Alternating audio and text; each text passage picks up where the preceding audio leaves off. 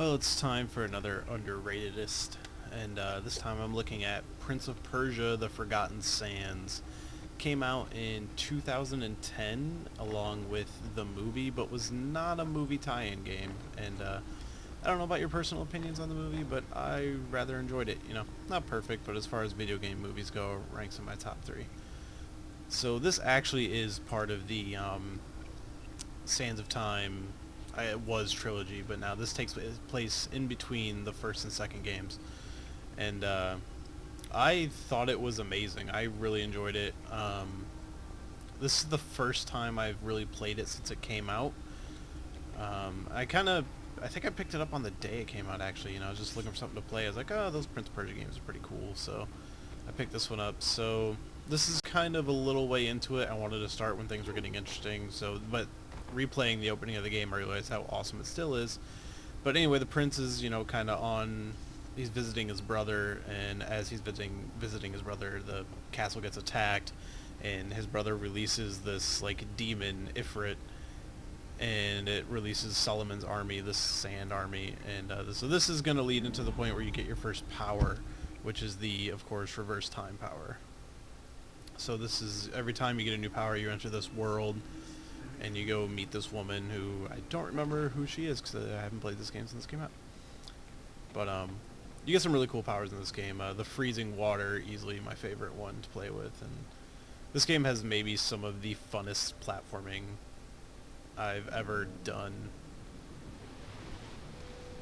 And I always thought it looked really good. Like, not all the character models are great, but the environments are really well realized, and I would love to see them have taken these elements into an open world game.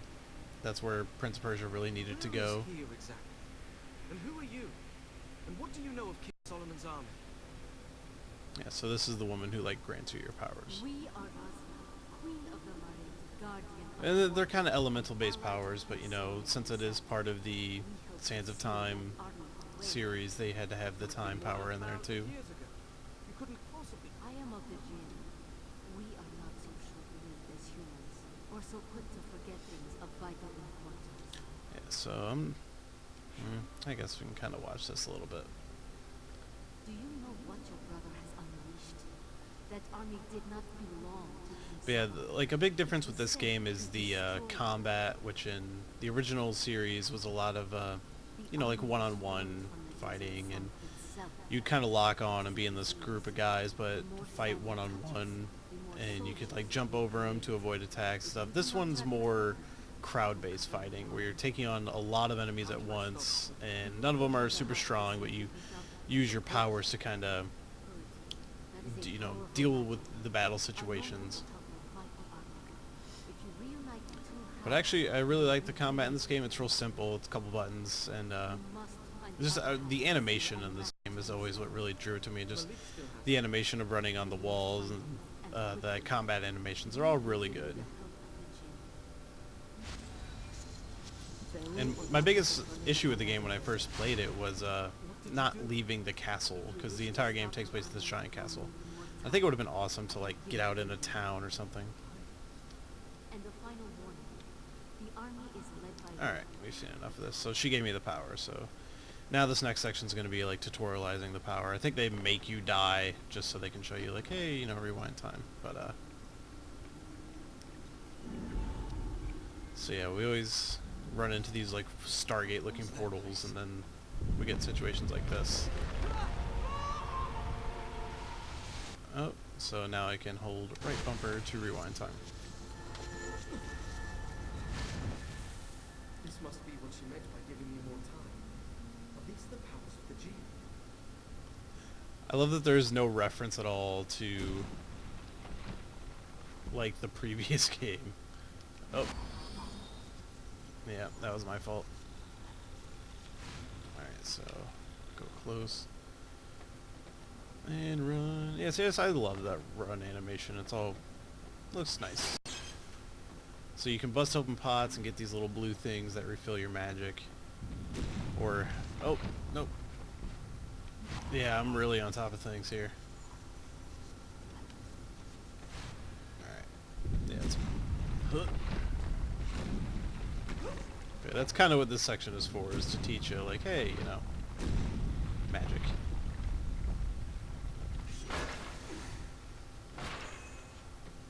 But if I remember correctly, a lot of times throughout the story, like, you do find yourself running kind of low on the magic usage, so. These are the stables. And I've just been kind of skipping cutscenes, so. Why is it so quiet? I can't even hear the battle anymore. Alright, so yeah, so this is right after the Sand Army's been released. And we're definitely going to run into puzzle platforming stuff, which I always really enjoyed, especially when you have the water power, which I probably should have waited until then. But, oh, this is also a good section to jump into. So, this is an example of, like, the crowd combat. There is no block, it's all dodging. And I do have a strong attack. So, yeah, as you see, there's, like, a ton of dudes coming at me. Like, there's points where you're fighting, like, 50 guys at once. And there's a pretty fun challenge room after you beat the game, I believe there was an achievement for, and I should throw out, the achievements for this game are super easy. You could technically, like, when I was playing it on PlayStation, you can get the platinum in one run if you look at the trophy list and actually try it. But there's 2 trophies for the 2 times you fight the boss in the game. You have to do it without getting hit at all. So that's not easy to do. Alright, so yeah, there's your classic Prince of Persia platforming. And skip. So we do have an upgrade menu, as you saw before, and they kind of contribute to your powers and where you have. So at this point, all I can do is extra health or extra energy, which I always go health first. Why not? And apply changes. Health becomes more important than energy eventually. So yeah, one thing. Oh, yep. One thing about the platforming is it's pretty fast moving. Oh, that was the wrong way. Oh. Okay, so yeah, you can't I didn't know he could grab on real low like that.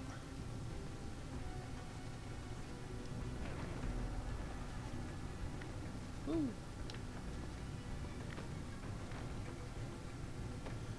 Yeah, the game was really designed so you could be quick with the platforming, and you can see he moves around the walls quickly. And I do believe Assassin's Creed 2 came out around this time because one of the unlockables is actually Ezio skin, so you could play through the game as Ezio. Which that's always been something Ubisoft has been good with, is combining their franchises.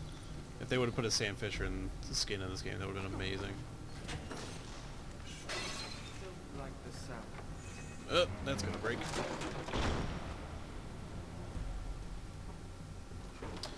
I actually enjoyed the story in this game. Like, I haven't finished all the other Prince of Persia games, but and those are easily the most annoying obstacles in the game, are these stupid things. I get real bad at some of that stuff. In fact, those kind of traps probably cause me more trouble than a lot of the enemies in the game. Alright, so why don't I let these guys come towards me.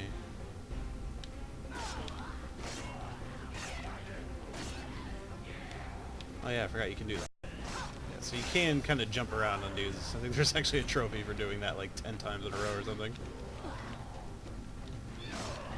And so far I'm only fighting kind of these basic enemies. At the beginning of the game I was fighting some human dudes, but now it's, from this point on, it's only these sand enemies. But I do have this kick, and that's more for like shielded guys. You can kick this shield out of their arm. And all these yellow orbs flying around are the experience I get from killing enemies. So. And if you're close to a wall while you're fighting dudes, you'll like shove a guy up against a wall and punch him, or just throw him into a wall or something like that. So, all right. So, all right, I got a lever here.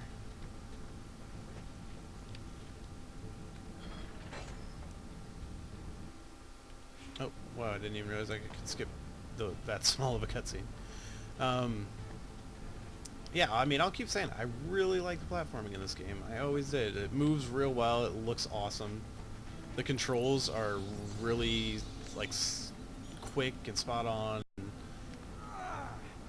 like when you start getting the other powers in, I'm gonna move over. So particularly the freeze water thing, it gets a lot more difficult where you're swinging around, you gotta freeze the water in the air and then grab onto it, and then as you're swinging, unfreeze it to like swing through a waterfall so the water's not frozen, and then like freeze it again to grab onto more water to make another pillar. It's insane. Oh, another thing I like over here is the jumping into these. Yeah, that's awesome. Love the sound effect on that too.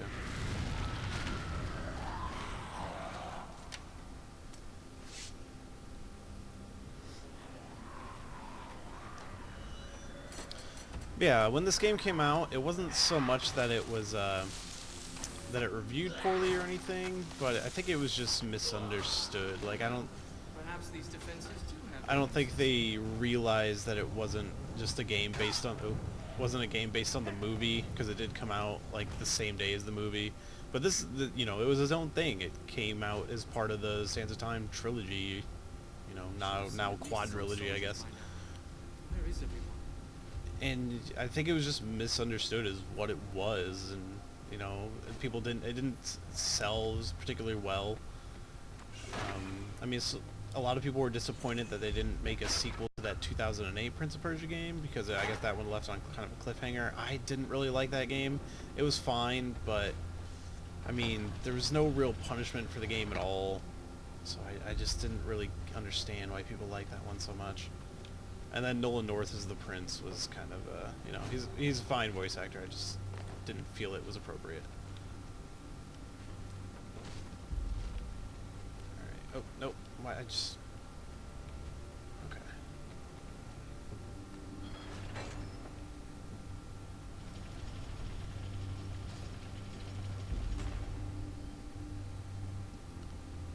Alright.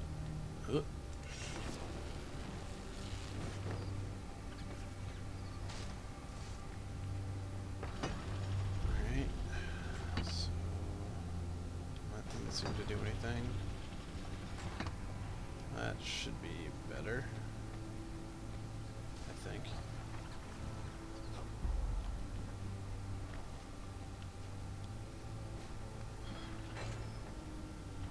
That wasn't too difficult.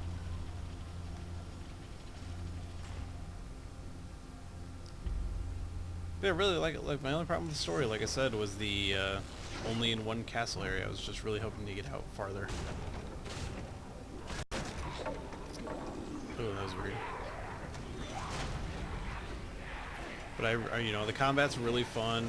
The Prince is well realized in this game.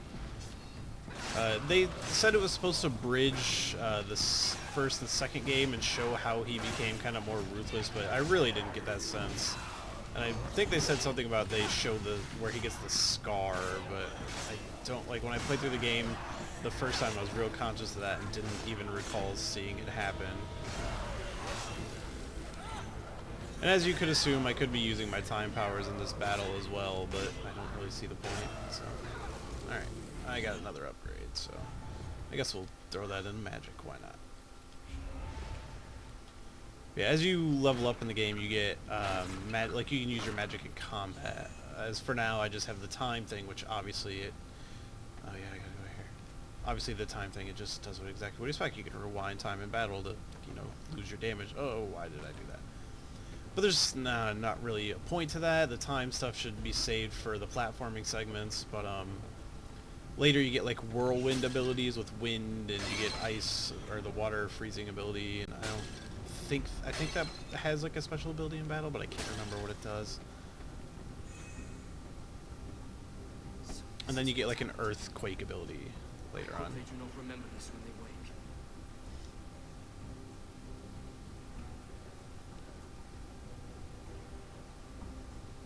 Oh, and there's hidden sarcophaguses. It wouldn't be an Ubisoft game without collectibles. Oh, yeah, I can't reach that, so... Oh, yeah, so I can jump and then do it. Aha! Okay, maybe not yet. These guys are kinda in the way. There we go. get that sarcophagus. Jump up, come on. Oh, I gotta use a power attack. Alright. And drop.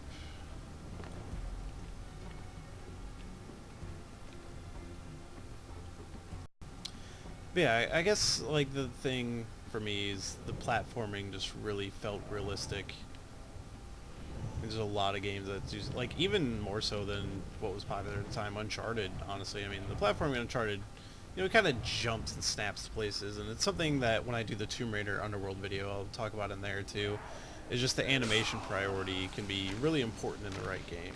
There you are. After the chamber collapsed. Yeah, so that's his brother. Are you all right? Yes. So you're kind of working towards this goal of stopping the Ifrit that he released, and you have these two seals that you have to combine. And when you're killing enemies, they're all absorbing in the seals, and you can kind of understand where it goes with the brother. You know, he kind of gets a little corrupted. If we reunite the pieces, it will seal the army away again. How do you know that? It's complicated, but I think it will work. These creatures are turning all... And I really like the appearance of the prince. Let me just take this time to admire him right in the moonlight there. So dashing. This guy's red scarf. Yeah, so that'll probably do it for Prince of Persia Forgotten Sands. I recommend you check it out. It's pretty cheap. This is the PC version I should throw in. I played it originally on PlayStation 3, and the PC version I found to just be really pretty. But I assume the HD version of PS3 would probably look pretty similar. So. But definitely check it out if you like the Prince of Persia games, and even if you're just looking for a cheap action game. I think you can get it for like $8 on consoles now. The PC version I got on a Steam sale for pretty cheap, so I mean, that's the benefits of this feature is, hey, maybe check out these cheap games. So alright, so as you can see, platforming awesomeness. This is Prince of Persia Forgotten Sands, and you know, I probably should record a little later, show you some of the other powers, but I don't want to spoil all the good stuff, otherwise you really won't have a reason to come back. So thanks for watching, and hopefully you check out the game and find as much enjoyment in it as I did.